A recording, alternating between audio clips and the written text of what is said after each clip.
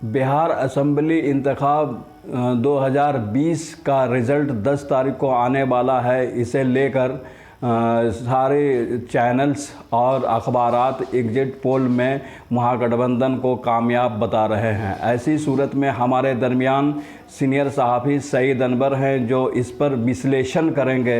लीजिए सईद अनवर से गुफ्तगू करते हैं। बिहार विधानसभा 2020 का जो इलेक्शन चुनाव 3 चरणों में जो संपन्न हुआ 28, 3, 7 और इसका परिणाम 10 तारीख को आने वाला है।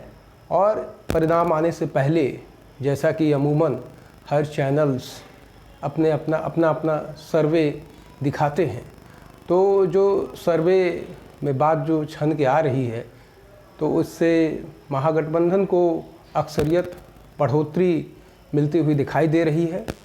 हम 243 विधानसभा की यहाँ बात नहीं करेंगे, हम अपने गृह ज़िला भागलपुर संसदीय क्षेत्र की बात यहाँ पर भी करने जा रहे हैं।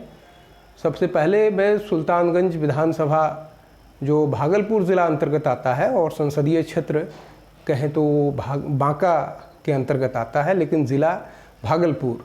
तो सुल्तानगंज में महागठबंधन के उम्मीदवार ललन यादव जो पिछली दफ़ा निर्दलीय खड़े हुए थे, पुराने कांग्रेसी रहे लेकिन पिछली दफ़ा कांग्रेस से टिकट कट गया था तो निर्दलीय खड़े हुए थे। इस बार कांग्रेस ने उनको युवा होने के नाते मौका दिया और कांग्रेस की टिकट पर ये सुल्तानगंज विधानसभा से लड़ाई लड़ रहे हैं।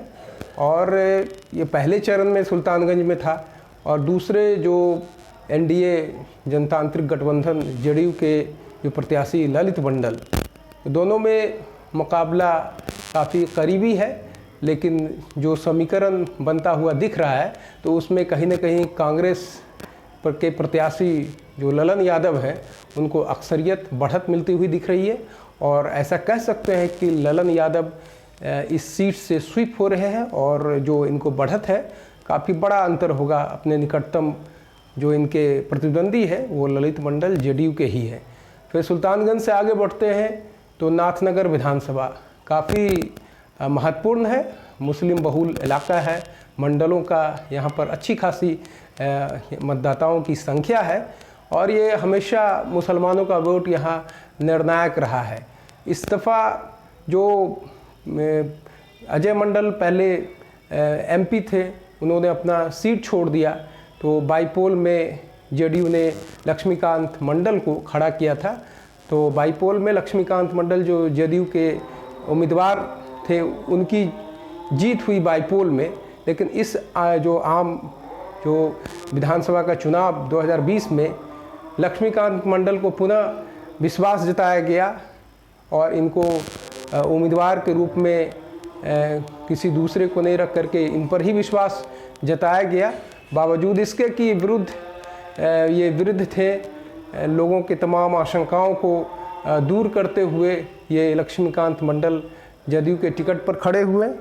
और दूसरी तरफ जो राजद ने भी एक चेंज किया था बाईपोल में, जो राबिया खातून राजद की नेत्री, वो बाईपोल में लक्ष्मीकांत मंडल से महज कुछ चंद हज़ार वोट से पिछड़ गई थी। लेकिन राजद ने इस बार अपने जो उम्मीदवार राबिया खातून को चेंज करते हुए अशरफ अली सिद्दीकी साहब को खड़ा किया था। यहाँ पर तो ऐसे कई एक उम्मीदवार जो प्रोग्रेसिव डेमोक्रेटिक अलायंस के और जो ये उपेंद्र कुशवाहा ने जो अपना गठबंधन बनाया है, मोर्चा बनाया है, उसके भी उम्मीदवार खड़े थे। लेकिन यहाँ पर नाथनगर में देखने को ये आ रहा है कि जो टक्कर है बेसिकली जेडीयू प्रत्याशी लक्ष्मीकांत मंडल और राजद के अशरफ अली सिद्दीकी के बीच में है। और यहाँ पर जो एक निर्दलीय प्रत्याशी वो बीएसपी का उम्मीदवार जो एक मोर्चे में है, तो वो एक आलोक यादव, वो यादवों पर असर रखते हैं। तो कुछ लोगों का मानना है, राजनीतिक विश्लेषकों का, कि वो कुछ वोट यादवों का काट सकते हैं। लेकिन जहाँ तक जो मैंने नज़दीक से देखा तो जो वोटरों का जो मिजाज जाना, तो उससे लग रहा है कि इस बार जो है मुस्लिम और यादवों ने, मुस्लिम तो पहले भी मुत्तहिद और एकजुट थे, इस बार यादव ने भी अपना विश्वास और यकीन राजद के प्रत्याशी अली अशरफ साहब को दिया है, आशीर्वाद दिया है। और कह सकते हैं कि नाथनगर विधानसभा इस बार जो है जेडीयू जो लगातार कामयाब हो रहा था, वो कहीं ना कहीं वो जेडीयू के पाले से वो खिसक करके राजद के पाले में आ चुका है। और जो नाथनगर के बाद अगर भागलपुर नगर की बात करें तो भागलपुर नगर में कांटे की टक्कर दिख रही है। यहाँ जो निवर्तमान विधायक कांग्रेस के अजीत शर्मा, दूसरी तरफ जो भाजपा के कैंडिडेट युवा रोहित पांडे, तीसरे शाह अली सज्जाद आलम साहब, चौथे जो एक युवा लोजपा की ओर से जो कैंडिडेट हैं वो राजेश वर्मा जो डिप्टी मेयर भी हैं। तो यहाँ पर अजीत शर्मा की जो जीत है वो आसान नहीं दिख रही है। और जो यहाँ पर नगर का जो मतदाताओं की संख्या है तकरीबन 3-3.25 लाख, उसमें मुस्लिम वोट काफ़ी निर्णायक है और 1,27,000 तकरीबन यहाँ मुस्लिम मतदाताओं की संख्या है। तो पिछले दफ़ा जो 2015 में जो वोट हुआ था तो उसमें अजीत शर्मा को जो मुस्लिम वोटर्स जो ने वोट किया था वो 56,000 और शेष जो है दूसरे जात और जमात के लोगों ने इनको वोट किया था। तो कुल मिला के इनको 77 या 80,000 वोट आया था।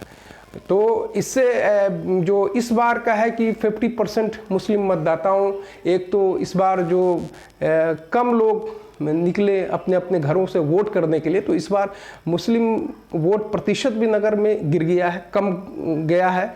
और इस बार जो एक अली सज्जाद साहब जो भागलपुर के प्रतिष्ठित जो पुराने समाज सेवी भी हैं और एक स्थान रखते हैं शहर में, वो मुसलमानों के बीच में काफ़ी बेहद लोकप्रिय माने जाते हैं, तो उनका भी असर इस बार फैक्टर है देखने को मिला। उन्होंने भी एक अच्छा खासा वोट मुसलमानों का लिया है।